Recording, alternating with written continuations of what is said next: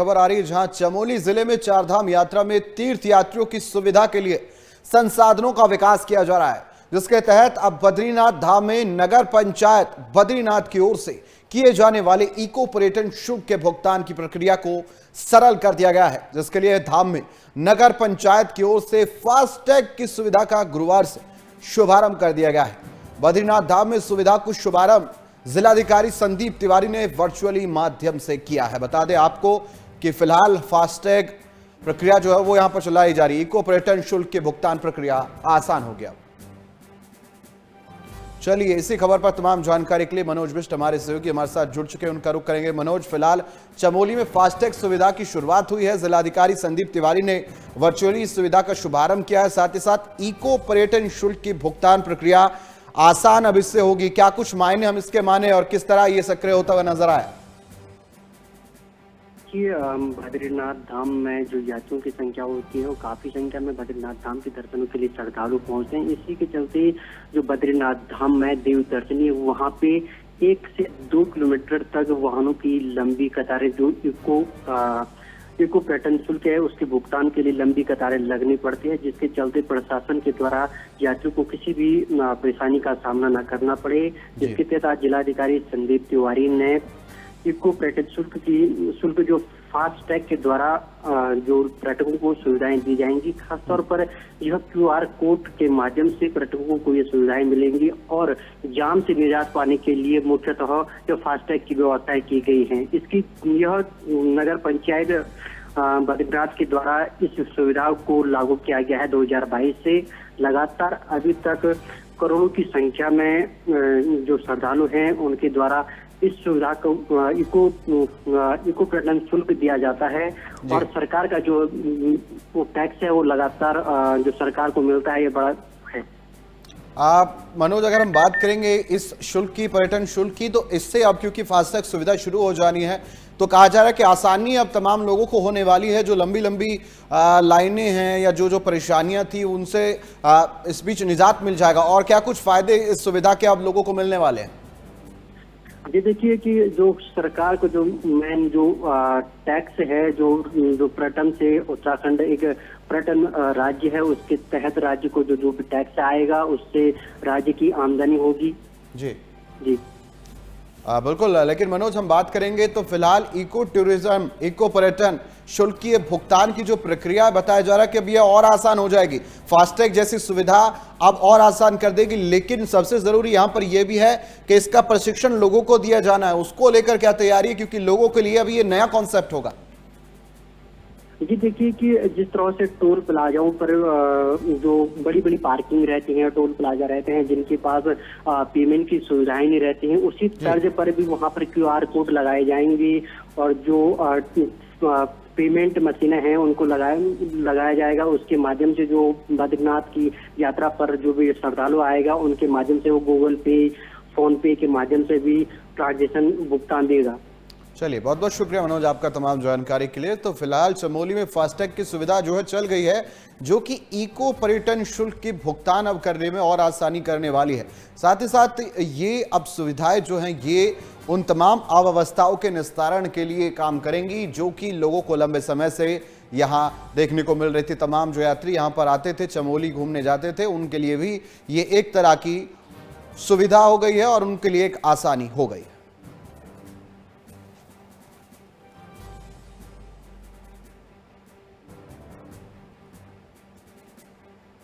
वहीं राष्ट्रपति द्रौपदी मुर्मू आज से 21 जून तक उत्तराखंड के 3 दिवसीय दौरे पर रहेंगी। इस दौरान वे राज्य में कई अहम कार्यक्रमों में भाग लेंगी और अपना जन्मदिन भी वहीं मनाएंगी। इस अवसर पर वे देहरादून के आशियाना परिसर में तैयार किए गए एक नए पार्क का उद्घाटन करेंगे। वहीं अपनी यात्रा के पहले दिन राष्ट्रपति आज शाम करीब 4 बजे जौली ग्रांट एयरपोर्ट पहुंचेंगे, जहां राज्यपाल गुरमीत सिंह और CM पुष्कर सिंह धामी राष्ट्रपति का स्वागत करेंगे। वह यात्रा के आखिरी दिन यानी 21 जून को राष्ट्रपति द्रौपदी मुर्मू अंतर्राष्ट्रीय योग दिवस के अवसर पर देहरादून पुलिस लाइन में आयोजित किए गए योग कार्यक्रम में सहभागी होंगे। वह इस कार्यक्रम में राज्य के वरिष्ठ अधिकारी, योग प्रशिक्षक, सुरक्षाकर्मी और आम नागरिक भी हिस्सा लेंगे। तो वहीं 3 दिवसीय दौरे के दौरान राष्ट्रपति मुर्मू उत्तराखंड की संस्कृति, प्राकृतिक सौंदर्य और स्थानीय लोगों से भी जुड़ने की कोशिश करेंगे।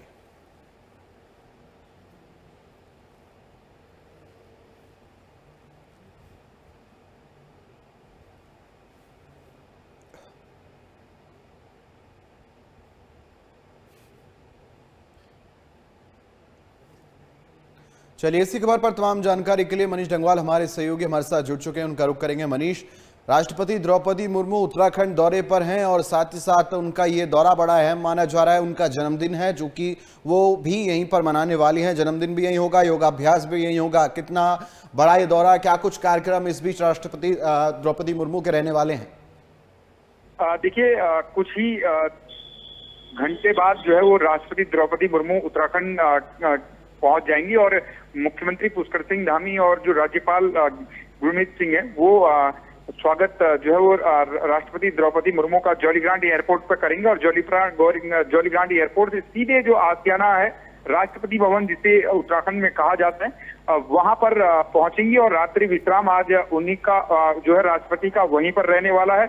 सबसे खास बात यह है कि जो कल राष्ट्रपति द्रौपदी मुर्मू का जन्मदिन है और जन्मदिन पर वो जो राष्ट्रपति भवन आसियाना है राजपुर रोड देहरादून पर, वहां पर कई बीघे में जो आसियाना भवन का जो जमीन थी वहां पर पार्क का निर्माण किया गया और इस पार्क का जो है वो उद्घाटन कल राष्ट्रपति द्रौपदी मुर्मू अपने जन्मदिन पर करने जा रही हैं। तो यानी कि जो आसियाना अभी तक केवल राष्ट्रपति के आगमन के लिए खोला जाता था वो अब हमेशा आम जनता के लिए खुला रहेगा। जो पार्क का दीदार जो लोग करना चाहते पार्क में जो है वो आ सकते हैं और कल इस पार्क का उद्घाटन जो है राष्ट्रपति द्रौपदी मुर्मू करने वाली हैं। लेकिन 24 जून से ये आम जनता के लिए पूरी तरीके से खुल जाएगा और आसियाना में जो ये पार्क बनाया गया है, काफी खूबसूरत पार्क जो है ये बनाया गया और आम लोग इसका दीदार कर सकेंगे।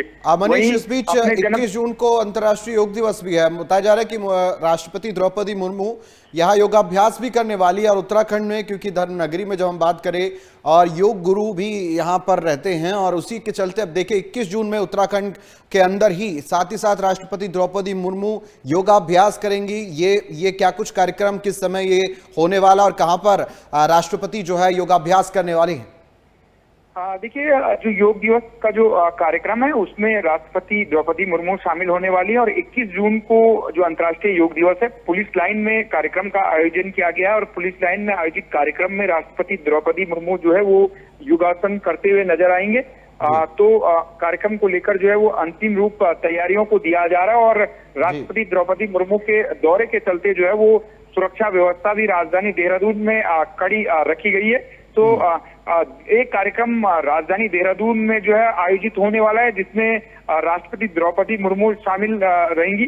तो वहीं दूसरा कार्यक्रम जो उत्तराखंड की ग्रीष्मकालीन राजधानी गैरसैंण है वहां पर आयोजित किया गया है, जिसमें मुख्यमंत्री पुष्कर सिंह धामी के साथ 10 देशों के जो राजदूत है वो योग करते हुए नजर आएंगे। तो सीधे तरीके से देखें तो योग दिवस पर उत्तराखंड में जहां कई जगहों पर कार्यक्रमों का आयोजन किया जा रहा है, यानी कि पूरे प्रदेश भर में कार्यक्रमों का आयोजन किया जाएगा, तो वहीं दो मुख्य कार्यक्रम है। एक में राष्ट्रपति द्रौपदी मुर्मू शामिल रहने वाली है तो दूसरे कार्यक्रम में मुख्यमंत्री पुष्कर सिंह धामी के साथ 10 देशों के राजदूत उत्तराखंड की ग्रीष्मकालीन राजधानी गैरसैंण में जो है वो योग करते हुए नजर आएंगे। जी मनीष, क्योंकि राष्ट्रपति द्रौपदी मुर्मू उत्तराखंड आ रही है तो व्यवस्थाएं दुरुस्त की गई होंगी, क्या कुछ व्यवस्था, खास व्यवस्था हम कहेंगे, क्या कुछ की गई है? क्योंकि राष्ट्रपति का आगमन है, 3 दिवसीय दौरा है, तो विशेष व्यवस्थाएं क्या कुछ की गई हैं सुरक्षा के लिहाज से?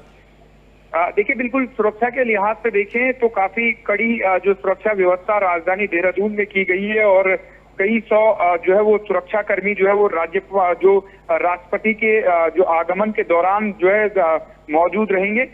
खासा महत्व भी जो हो जाता है पुलिस के लिए, कड़ी चुनौती भी जो राष्ट्रपति का दौरा इस बार रहने वाला है, क्योंकि पिछली बार जब राष्ट्रपति देहरादून पहुंची थी तो जो सुरक्षा व्यवस्था थी वो चाक चौबंद थी, लेकिन उसी सुरक्षा व्यवस्था के घेरे को जो है वो ताकते हुए एक बड़ी डकैती जो है वो रिलायंस जो ज्वेलर्स हैं उनके यहाँ राजधानी देहरादून में हुई थी।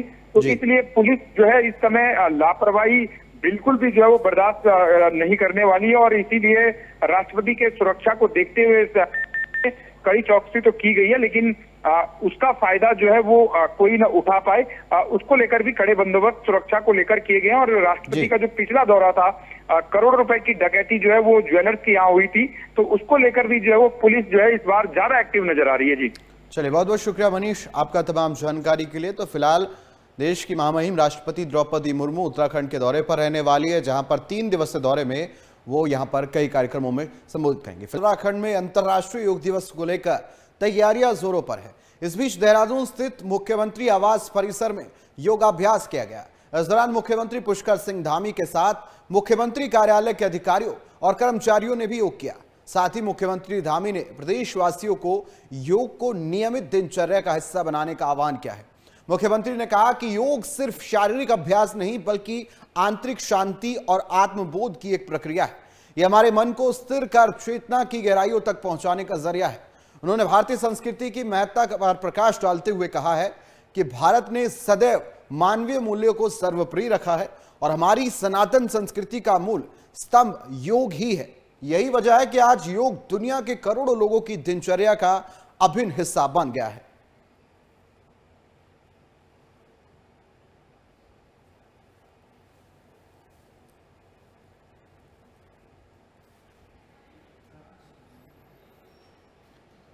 तो 21 जून को मनाए जाने वाले विश्व योग दिवस को लेकर उत्तराखंड में तैयारियां इस बीच जारी है। योग दिवस के मौके पर उत्तराखंड की राजधानी देहरादून और गैरसैंण में मुख्य कार्यक्रम आयोजित होंगे। प्रदेश की ग्रीष्मकालीन राजधानी गैरसैंण में आयोजित कार्यक्रम में मुख्यमंत्री पुष्कर सिंह धामी समेत 10 देशों के डेलीगेट्स पहुंचेंगे। तो वहीं देहरादून में महामहिम राष्ट्रपति द्रौपदी मुर्मू योग दिवस के मौके पर योग करते हुए नजर आएंगे। राजधानी देहरादून में मुख्य कार्यक्रम के अलावा सभी शिक्षण संस्थान समेत विभिन्न विभागों द्वारा कार्यक्रम आयोजित किया जाएगा।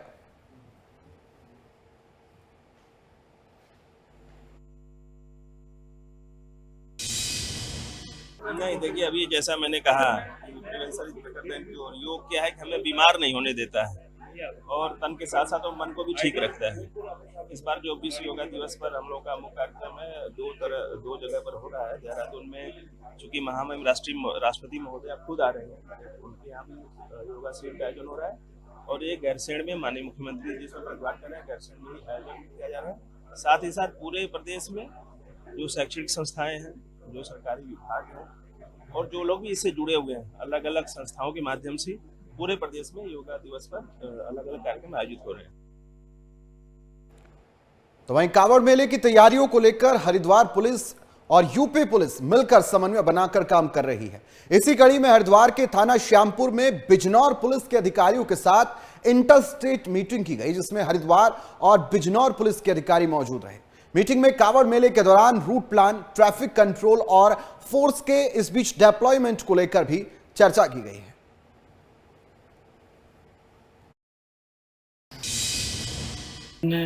इंटर स्टेट बॉर्डर मीटिंग की थी ट्रैफिक को लेकर कांवड़ के संदर्भ में, जिसमें बिजनौर के लोग आए थे। आगे भी मीटिंग्स प्रस्तावित है, मुजफ्फरनगर, सहारनपुर सबसे ही हम करेंगे, लेकिन आज बिजनौर के जो ऑफिशियल्स आए थे उनके साथ मीटिंग थी। वहाँ के एसपी सिटी साहब और सीओ ट्रैफिक साहब, बाकी सभी लोग आए थे, उनकी पूरी ट्रैफिक की टीम आई थी। हम सब ने काफ़ी गहन मुद्दों पे चर्चा की है। यातायात का कैसे डाइवर्जन होगा, अगर बारिश होती है तो रेन फैक्टर को कंसिडर करते हुए हम कैसे यातायात को सुचारू रूप से चलाएंगे। उसके अलावा डीजे से संबंधित भी जो पुराने जो भी नियम थे उनको कैसे हम इम्प्लीमेंट करवाएंगे, नो एंट्री वाले जोन और हेवी वाहन को कैसे हम प्रतिबंधित कर सकते हैं या रेगुलेट कर सकते हैं। वहीं मुख्यमंत्री पुष्कर सिंह धामी की अध्यक्षता में इस बीच सीएम आवास पर योगाभ्यास भी किया गया और इसी को लेकर आपको बता दें कि रणनीतिक सलाहकार समिति की बैठक हुई है और बैठक में प्रमुख सचिव आर मीनाक्षी सुंदरम, समिति के सदस्य पूर्व मुख्य सचिव शत्रुघ्न सिंह, इंदु कुमार पांडे और मनु गौर मौजूद रहे। इस दौरान मुख्यमंत्री पुष्कर सिंह धामी ने कहा है कि राज्य के आर्थिक और सामाजिक विकास को गति देने के लिए रणनीतिक सलाहकार समिति की अहम भूमिका है। आपको बता दें कि कुछ समय पहले ही इस समिति का गठन किया गया है, जिसकी यह पहली बैठक थी। यह समिति उत्तराखंड में आर्थिक संसाधनों को और मजबूत करने के साथ ही प्रदेश के सुनियोजित विकास के रोडमैप को लेकर काम करेगी।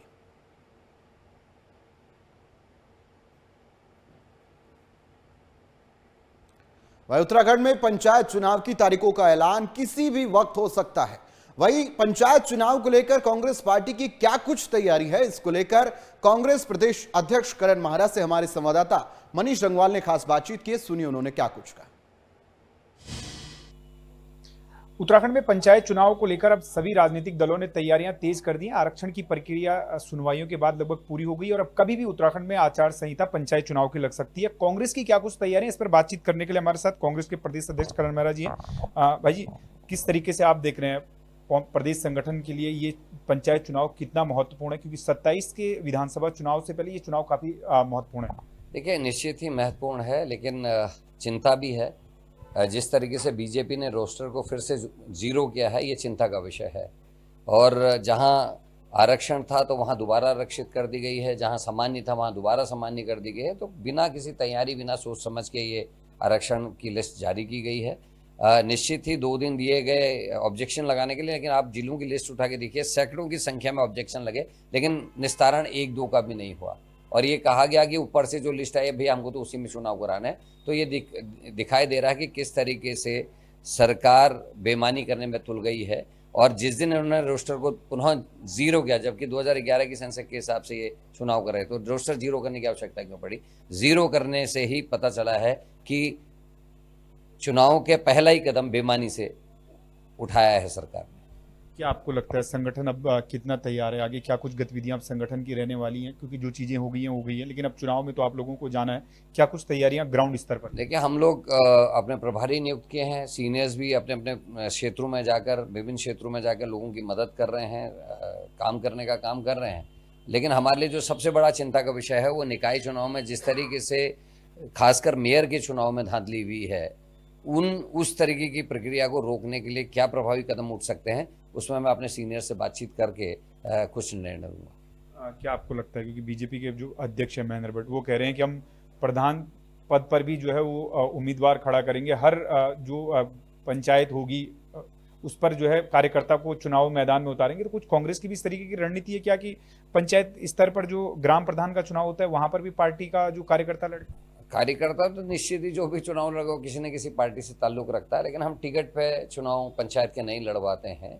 और महेंद्र भट्ट जी की बात को हम देखेंगे कि क्या प्रधानों को भी वो अपना कमल के फूल के निशान के संग चुनाव लड़वाते हैं या नहीं लड़ाते, ये आने वाला समय बताए। जीत को लेकर कितना आश्वस्त पंचायत चुनाव के नतीजों की अगर बात करें, क्योंकि ये काफी आपके लिए भी काफी इंपॉर्टेंट रहने वाला है। देखिए, बेईमानी नहीं होगी तो हम पूरे मैक्सिमम सीट्स जीतेंगे, लेकिन अगर जैसा इन्होंने निकायों में किया, वो खासकर महानगर के जो नगर निगम है, तो फिर दिक्कत आएगी। लेकिन इस बार हम कुछ ना कुछ रास्ता निकालेंगे। बेईमानी की आशंका आपको अभी से है? मतलब देखिए, जिस दिन रोस्टर जीरो किया गया उसी दिन बेईमानी की आशंका होगी। क्या कारण था जीरो करने का? मैं अपने ताड़ीखेत ब्लॉक का कह रहा हूँ, पहले महिला सामान्य, फिर उसका पुरुष सामान्य, इस बार फिर महिला सामान्य। क्या अन्य जातियों के या अन्य लोगों का हक नहीं है चुनाव लड़ने का? धन्यवाद हमसे बातचीत करने के लिए। तो कांग्रेस के प्रदेश अध्यक्ष करण मेहरा, जिनका साफ तौर से कहना है कि पंचायत चुनाव को लेकर पार्टी ने जो है वो पर्यवेक्षकों की नियुक्ति कर दी है और अब चुनाव को लेकर पार्टी पूरी तरीके से तैयार है। लेकिन अगर चुनाव में बेईमानी नहीं हुई तो कांग्रेस पार्टी के ज्यादा उम्मीदवार जो है वो ब्लॉक प्रमुख और पंचायत सदस्यों के साथ साथ जिला पंचायत अध्यक्ष पर भी चुन कर आएंगे। कैमरा पर्सन मनवर के साथ मनीष डंगवाल, MH1 न्यूज, देहरादून।